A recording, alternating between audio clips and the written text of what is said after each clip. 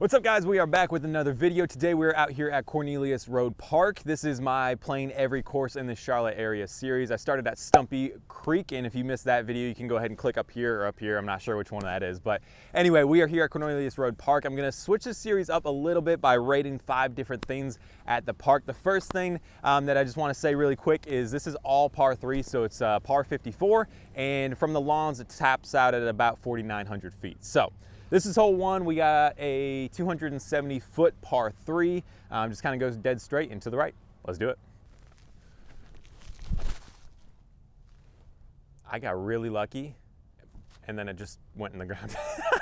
All right, so I see why I didn't skip. There's just a big old ravine near me. It's a nice circle 2 putt. Ooh, little nose down, easy tap in. Let's go to hole 2. All right, so hole 2 is 295 feet. You can either throw a backhand, there's a ton of room over there to just kind of push it straight with a little fade, or you could go forehand, which is what I'm gonna do. I'm gonna take it at that far tree on the left side and just have a nice little fade at the basket. Looking pretty good. It needs to start fading, and that is really long. But we got a putt, and it's rolling. Look at that. Alrighty, nice little 305-foot drive here for a nice little 10, 15-footer for the bird. Hole 3 is 314 feet. As you see right in front, you have a bush and a tree, and you really have to either throw a backhand, throw a forehand. Either one works on this one, but it's just 314 feet. So let's do this. All right, let's try a wraith here. A little flip up, dead straight, little fade at the end, maybe a skip ace. I think it hit the basket. Did it? Yeah. Hey! My dad said that it hit basket and had a gnarly skip, so probably got about 25, 30 feet here.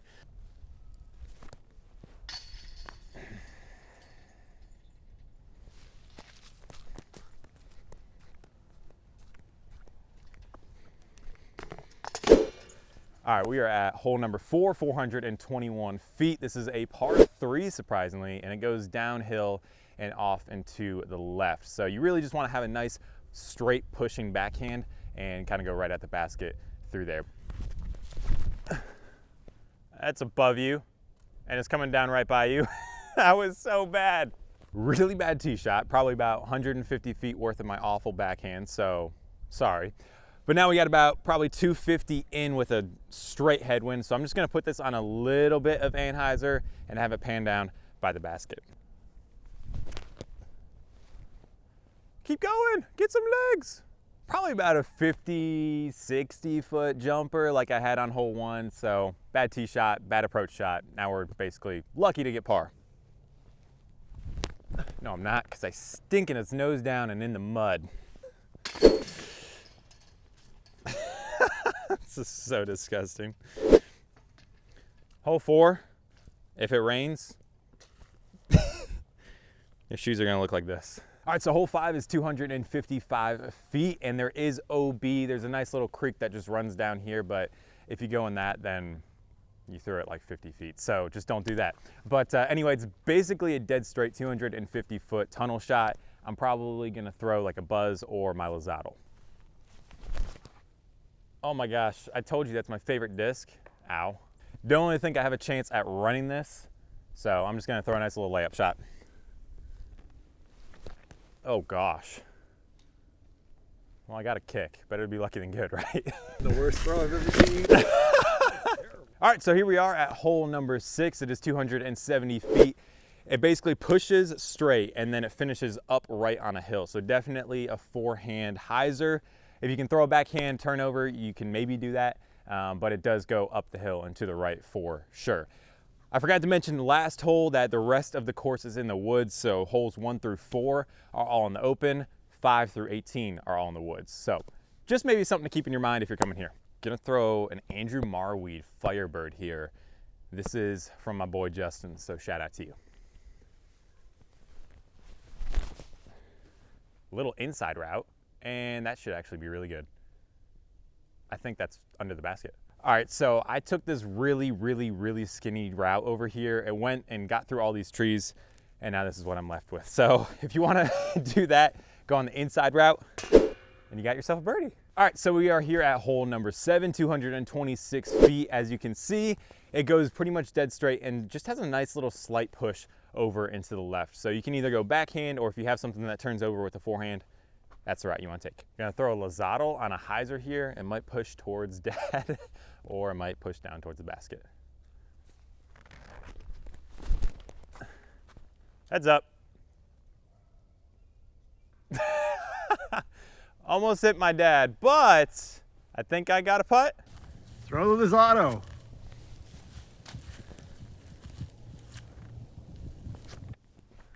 Oh. Not the second one. All right, so this is hole 8, my least favorite hole on the course out here. It's 330 feet. It pushes dead straight and then often to the left pretty substantially hard. It goes downhill too, so you want to throw something, maybe something that just pushes straight and with a nice little fade at the end, or something that flips over again. One thing to note about this park is all of the tee pads in the woods are literally like this. This is just like rubber mulch, something like that. But first of all, that's bad. And then second of all, they're all slanted. So I mean, like this one, I start up here and then it ends like all the way down here. So that's just something to keep in mind. Oh boy, I yanked that. Okay, so this is where my heat landed. Really bad off the tee here. I have I have a gap, and I'm gonna take my more overstable zone here, push it straight, hopefully it ends within circle 1. That's kind of the idea of disc golf, right? Oh yeah. Oh no. Another one of those circle edge putts right here, probably about 35 feet. That was the worst sound I've ever heard. That was so sad. All right, so one thing that I do want to do a better job of when I review all these courses is I want to kind of explain how the signage is. And here at Cornelius Road Park, it's pretty much non-existent. Usually you'll have something on the basket that gives like an arrow that points towards the next hole, or maybe, you know, at a tree near the basket, it'll tell you kind of where the next hole is, but you're straight out of luck here, unless you use U-disc or you just wander around for about 5 minutes until you find another tee pad. But this is a prime example. Just finished hole 8. We need to go this way, but we don't know where we're going. But it's actually up there on top of that hill, but you wouldn't really know that. So, all right, so here we are at hole number 9. It's just another tunnel shot. I guess Cornelius Road Park likes tunnel shots. 210 feet, literally dead straight away. Oh, you see that little flip up? Oh, hit a tree. This is where the Lozado ended up, got about 25 feet here, and as you see, there is a steep drop off behind the basket. Definitely want to commit to it, but if you commit to it too much, you're gonna have a really hard comeback putt for par. Like that. Hole number 10, 208 feet. As you can see, you have a little option right off the tee. You can either go right and kind of push a nice little forehand hyzer because the basket's way over there, or you can go on the left side and push another forehand hyzer, just throw it a little bit higher. I'm gonna try and go the inside route and try and not hit those first trees on the right. Another thing to note, this tee pad, come down with me. I don't know what this angle is, but it's like, what would you call it, 20 degrees slanted? It's pretty bad. Oh, it got some type of weird tree kick, but it's down there. So I took the inside line. I missed my actual line, but got about a 15-footer here. Nice little straddle putt with some trees and thorns poking me in the butt.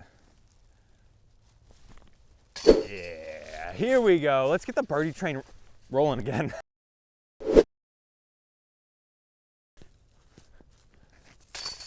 All right, so there's the backhand par, but if you're curious where the forehand ended up, it ended up on the left side, which you don't want to be, but it ended up right here. So actually a really, really solid drive and just kind of lucky, to be honest. So when your core's warm, everything else is warm. So people say I'm wrong with that all the time. Hole 12, 207 feet, uphill to the right, very straightforward shot. You can throw anything that you really want to. Just a tiny little tree right here in the way off the tee box, but just gonna throw an overstable mid-range. Like I said, 207 feet, you could throw a zone, but it is uphill, probably about playing 235, 240. Why? Why do I stink at disc golf, Dad? That disc I'm not going to get. Here's the Lozado. Like, why wouldn't you throw that? It's under the basket. Here we are at hole 13, 285 feet. They claim there's a forehand route. I don't know how you would even get a forehand route over here. There is a ton of backhand routes. You got an inside gap, you got an outside gap. I'm gonna just throw a backhand because I can't hit either gap with my backhand. Let's just hope it hits one. Holy bomb. I've never done that with my backhand before. Ooh. All right, so we're in a ravine, probably an uphill 20, 25 footer. Let's see what we can do. Got awkward stance here.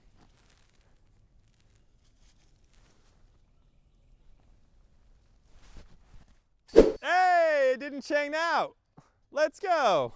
I find this hole to be really fluky. This is hole 14, 230 feet out here. As you see, you're faced with a couple gaps that you want to hit, but it goes like way over this way. So you really want to throw a crazy backhand hyzer. You could go grenade, or you just go forehand flex shot. I saw some crazy psycho in a tournament use this line. I don't know. I'm just gonna throw it and hope it gets down there. That could actually be really good. That's how far over it goes. Pop a Mando. Oh my.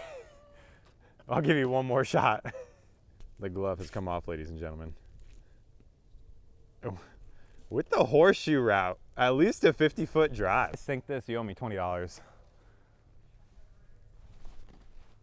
Oh my gosh, did I just find something? That was so fun. Hole 15, the tee sign's all the way up there, but this is where the actual concrete tee pad is, so that's where I'm gonna tee from. Dead straight, finishes off to the right. I'm gonna throw this Andrew Marweed Firebird. Again, shout out to Justin. Have 2 birdies with it. I've only thrown it twice too, so let's keep that streak going. Oh, I released that early. But we got a putt. No, we don't. That's an upshot. So I threw a second one because, well, I wasn't happy with this result. Ended up pretty good right by the basket. So for this upshot, because you saw me grip lock the heck out of the other one, I'm gonna do the Pop a Mando strategy.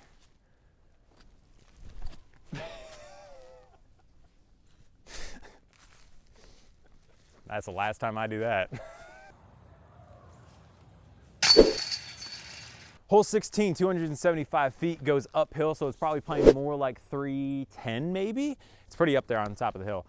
You can do anything that you want. The opportunities are endless. So really step up this hole, throw your favorite disc, backhand, forehand, whatever you want, do it. I need revenge, so I'm gonna throw the Firebird. Holy moly, I got lucky. Give me a nice skip. I'm gonna try and throw a bunch of darts here. There's one dart. Oh my gosh, go in. Oh, it wasn't because I hit the tree. Oh, you know, talk about consistency. I threw 5 discs all within 3 feet of each other. Pretty good. Hole 18, 314 feet. This is obviously the last hole here on the park. The basket is way over there, and there's nothing else to do except go over like the septic line ravine area. That is actually all out of bounds, and you just need something that pushes way left. So I'm gonna throw. That one ends up really, really nicely. That's the nuke. And we got a nice little putt there. That was a nice throw. All right, so I guess it hit this septic thing for the birdie look.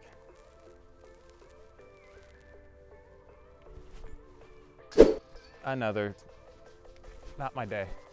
Not my day putting. Oh well.